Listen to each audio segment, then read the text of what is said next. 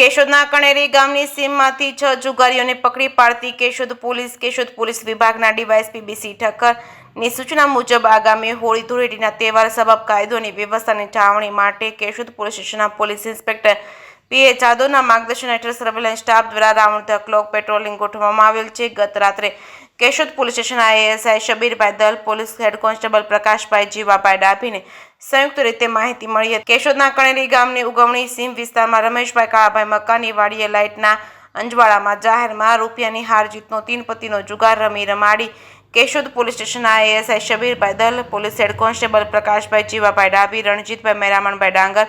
police constable Sureshbhai Mohanbhai Pambhana, Ravibhai Jagdishbhai Dholakiya, Karanbhai Hamirbhai Patiya હકીકતની ખરાઈ કરી પંચોને બોલાવી સમજ આપી ખાનગી વાહનો મારફતે બાતમીના સ્થળે પોતા ગોળકુંડાળો કરી રૂપિયાનો હાર જીતનો 3 પત્તીનો જુગાર રમતા હોય પોલીસ અને પંચોને જોઈને